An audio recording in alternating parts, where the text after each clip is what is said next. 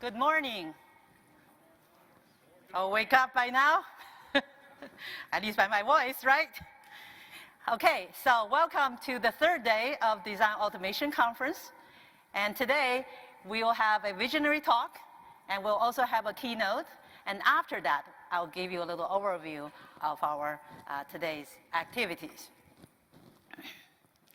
Now, our visionary talk. So first, let me introduce our visionary speaker today, Dr. Chidi Chidambaram. Now, Chidi is Vice President at Qualcomm. He leads the process technology and semiconductor engineering team at Qualcomm. And his team has enabled Qualcomm to bring cutting-edge semiconductor technology to manufacturing. Before joining Qualcomm, he was actually at TI, Texas Instruments, and led the effort in the first embedded silicon germanium implementation. For this work, Chidi received the Andretti Award. Now, Chidi's semiconductor career actually has been over 20 years, and is straddled evenly between research and development. And as evidence, he has over 60 published refereed articles and over 60 patents. So with that, please join me, ladies and gentlemen. Let's welcome our visionary speaker, Dr. Chidi Chidambaram.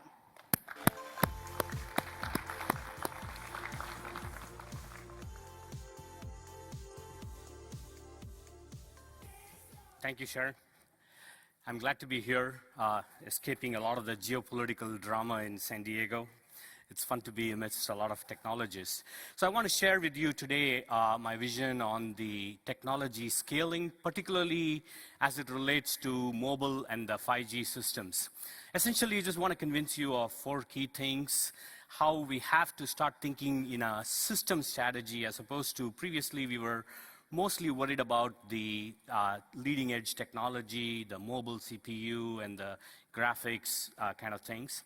And also, increasingly, the market is moving towards long-term products. You know, semiconductors used to be, people replace their phones every 2 years, but the upcoming markets are more in automobile and industrial IoT that are going to be with people for 10 years. So we got to start thinking for designing for durability. And to accomplish all this, the pace at which the technology scaling has to happen has to be a little slower. And this community has actually worked very closely with the process technologies in the last couple of generations with DTCO, but there's going to be more needed, and I'll talk a little bit about those. So a lot of stuff. If there are any questions, I'll be available outside and we can chat because the time is short. I just want to spend the time showing you the material. Mobile will continue to be the leader in driving the technology simply because of scale. In the next 5 years, we're going to have about 8 billion or so cell phones sold. And with the G transition coming from 4G to 5G, this is going to get even more. So mobile will still be the leader in driving the technology innovations. But it's just not the CPU or the mobile processor that everybody knows about that's important here. It's actually 29 different chips that go into the phones that we sell, for example, in 2018. We're going to have a lot of RF front-end that supports the various bands in different parts of the world. The frequencies for the RF are different, and you use carrier aggregation to pull together to get the data rates and download speeds that reach Cat13 and gigabit LTE. And most of this is actually growing even faster because the number of RF bands and the diversity with carrier aggregations are so many. And if you look at the scale, in order to bring this new technology to production, you're talking about a foundry investing $5 billion in R&D, $10 billion in additional capacity to produce the volumes that are required. And simultaneously, from the design side, the companies are investing equal amounts of money to develop all the 29 different chips that are needed. Because in each generation, to support the bands, the RF, the power management, you are actually developing in all those 29 chips. So there's a lot of investment going on in the design architecture. So put together, we are looking at about $30 billion or so to invest in generating each of these new products once a year. And so people ask me, what's after Fin? when you are staking so much money, it's really hard to say, I'm going to change the architecture upside down and go to something like germanium or something that different. So it'll be incremental. So we have to continue with scaling, with making small changes to the fin architecture in order to continue the scaling. And innovations in RF actually help a lot in the power as well. Here I'm showing data where the moving to a fin actually helps a lot of the transceiver power. And in terms of the RF front end, you have the PAs, the LNAs, and the switches that can actually change a lot to give you more power benefits as well. So if you think in terms of a system to give the user's experience in battery life, everyone wants to charge the phone only once, but every year the phone gives you a lot more features like faster downloads and better cameras, better graphics and CPU engines. So there are multiple areas in which you can deliver that kind of power improvement. It comes from the fin technology, the power management planar technologies, the RF transceiver technologies, and some of the front end where we talked about the filters and LNAs and all that. So all of them play a role in getting you the battery life that you're used to with the higher and higher features, a single phone that works across the world, anywhere you go, talking to different bands in different countries. Okay, so when you talk about industrial IoT and automobile, you really want things to last for a long time, and also the failure rates have to be really, really low. So the DPPM failure during use has to drop down to below 1 ppm. And to do this, we really have to evolve the paradigm. In fact, this community has helped in the last 10 years or so with design for manufacturability, and we needed to test deeper, and we did design for test. And so we have to go to a paradigm where we are designing for durability. Mainly because the growing markets are in that region. This is IC Insights data showing the automotive and IoT kind of areas are the ones that are going to grow by near double digits. The other growth rates have slowed to a single digit. And when you start looking at less than 1 DPPM, new things start playing a role. And we've seen in the last few years, a lot of the substrate and the chip interaction causes a lot of stress at the interface, and this causes delaminations, and modeling of these are not as mature as the electrical modeling. So that's another place where this community can help try to integrate the importance of stress and also thermal. Increasingly, there is a lot of silicon that goes waste. We call them dark silicon, because even though the CPU can run at 3 gigahertz, you end up running for the most of the use cases at 2 gigahertz because it gets too hot. Nobody wants to hold a phone that's hot to touch. So throttling like this is very detrimental to the efficient use of the chip in your hand. And ability to model how much power is generated at the CPU, at the graphics, how to distribute them in the layout, and manage that using good simulations will help quite a bit in managing the thermal effects.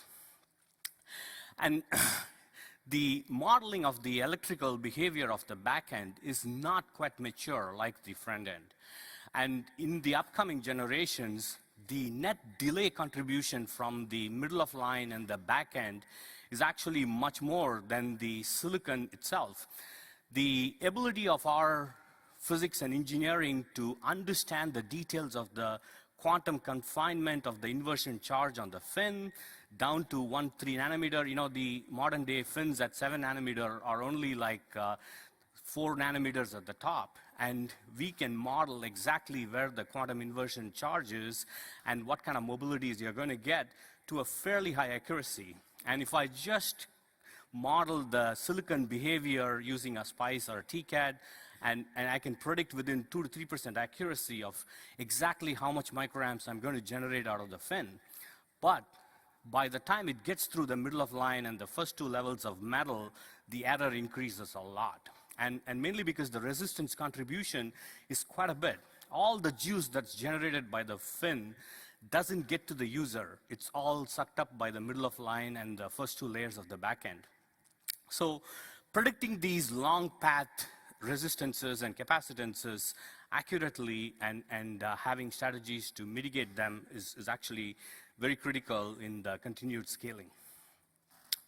And also the single pattern, the multi-pattern and the single-dimensional metals have forced us to promote the vias very quickly to higher level, and most of the power is used at the higher level metals, and the via resistances have become a large portion of the delay contributors. And again, the margin and variation of these via management is quite critical. And the methodology we use, like the LPE extractions, the parasitic capacitance management, and the error, if you take 1,000 paths in a chip and calculate how much error you can get, is of the order of 5 to 10% on the worst case paths. And really, for my product level performance, these worst case parts are the ones that matter. Even though nominally majority of the parts you're hitting the right target, the worst case ends up determining the final specs. And all this manifests in an unpredictability that we have to margin for, right? So these ellipses show kind of what we could design to. You kind of take a SS or SSG corner, and then you design into that box. But when I look at the VMIN IDDQ kind of data that I get from large blocks, across many technologies, you always end up with a wide tail that you didn't predict for. So today, we are able to live with it simply by over-margining the part. So improving that predictability will actually get us quite a bit of value in these technologies and ability to scale further going forward. So given all this, Qualcomm has actually successfully used these technologies to scale over the last 6-7 years. We've brought many advances in the mobile carrier aggregation, data rates, and getting to gigabit LTE, and next year to 5G, staying on this roadmap. And even though Moore's law is slowing down, we've done a lot of things like DTCO to stay on this roadmap. So that is a very close collaboration between the process world that I come from and the community here, which is EDA plus design, and particularly the standard cell, that's helped us stay on this roadmap. So even though the scaffolding or the pitch didn't scale like Moore's law, the architecture from the standard cells were very crafty in finding out what changes need to be made to produce a chip-level scaling that still stayed on the roadmap. The one challenge we see, though, is power, right? The battery life is important, and it's mostly coming from active power, and the VDD or operation of the chip has to go down to enable this kind of power scaling. And that has happened only when critical architecture changes were implemented in the process, like when we went from planar to high-K or high-K to FIN. But in the last 3 generations, we've kind of stayed on the FIN, and there is no real way to scale the VDD down in a FIN itself. And the way we reduce power when you have FIN architecture is by depopulating the FIN. FINs are these 3-dimensional structures that suck up a lot of capacitance and charge. So if you reduce the number of FINs, your total number of charge decreases, and CV squared F decreases correspondingly. But the challenge is we're already pretty close to 1 FIN. We can't go beyond 1 FIN. There's going to be no FIN. So, upcoming generations, we're going to face the challenge of how to reduce power. And there we are looking at, negative capacitance or gate-all-around structures. But all of those look very, very difficult to implement. There's no real quick solutions yet. And also, since the technology is slowing, the debate over a third year of a previous technology node competing with the new technology node is real. So that's actually a much bigger, the best competitor for a new technology is actually whether the third year of the previous technology is good enough. And you may not get the scaling, but you do have to put new expensive tools to get a new technology. So if you will get the shrink by going to the new technology, the question is the cost of that shrink achieved by buying new tools the same as how much area benefit you get, right? So since the power and performance benefits are slowing, this is a big challenge to scaling. But EUVs helps. EUV is able to reduce the ability for our scaffolding pitch to decrease because you're patterning with a much lower wavelength. And that'll buy us some, and certainly will help the area. Again, it's a trade-off between the cost versus area, but the power performance still has to come from other stress or electrostatic improvements that are much more difficult to achieve. So these will actually be the ones that determine how frequently we scale and which technology choices we go to. So this is a slide from IMEC where in the last few years, like I told you, even though the pitch scaling has slowed a lot, we enabled the design technology co-optimizations to stay on the curve. So the question is, how much room does we have in that itself, and how long can we continue, and what comes after? So if you look at the standard scale architecture that you can do by scaling the cell tracks itself, it's already done about 2 to 3 generations worth of improvements there. So going forward, we have to graduate to a more system level thinking. So previously, the process technologies worked with the standard cell architecture to shrink the standard cells. You know, about 60–70% of the chip is mostly built out of these standard cells. So you did get enough power and area scaling in this strategy. But going forward, we have to expand this to be a system level. So, you know, now we have to think about entire system that includes your power management chip, your RF front end, your RF transceiver, and a lot of the passives and filters that sit together. So as a whole, you can still achieve a lot of power reductions. And from an EDA point of view, a lot of these tools exist today. You can time through the package and you can do, but when you just put them together, you really don't see any major advantage. The real key is the innovation. Now that you are thinking along integrating all of these together, what are the key strategies that we need to do to innovate, just like how the standard cell and the process teams work together to innovate on how to get the shrinks. I think the opportunity is for a system level innovations to drive the scaling going forward. And that's really the challenge.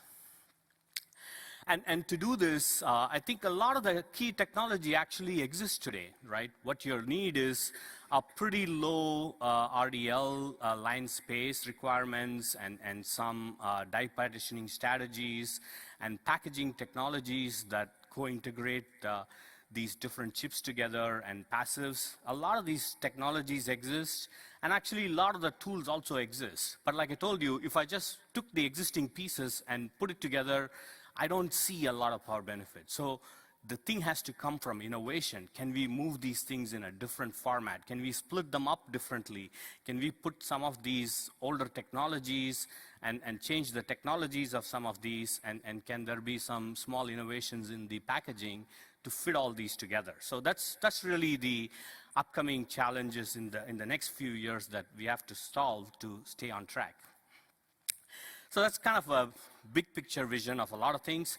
And to summarize what the DAC community can help do this is really to help with the design for durability, to reduce the PPMs, better thermal and stress modelings, and to get the unpredictability error down in the back end particularly. I think the front end with the SPICE and the TCADs are pretty good, but the variation reduction to be achieved by better predictability is real. So any prediction error that stays, like if there is variation in the part, we can improve the process and bring it down. But the unpredictability error will stay through the life of the technology. So to decrease that prediction error is actually very, very valuable. And also, lastly, to help in the 3D integration. So in summary, I think the semiconductor chips will continue, and 5G is actually going to leverage a lot of this in order to produce 39 gigahertz to coexist with 0 to 2.4 and sub-6, which is 2.4 to 5G. So all these require phenomenal integration in the semiconductor technology, and this will really stay with us and continue to be the driver for implementing a lot of 5G applications for the user. And I think it'll be slow, but will continue to scale. Thank you very much.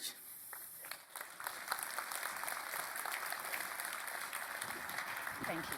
That was a wonderful. Stay here. I will give you. Well, let's thank Dr. Cheddabaram again for that wonderful talk. I think he has set a high order for us, right? We have a lot to do, but we are on the enabling path, so let's work hard on it. Thank you. Thank you. So,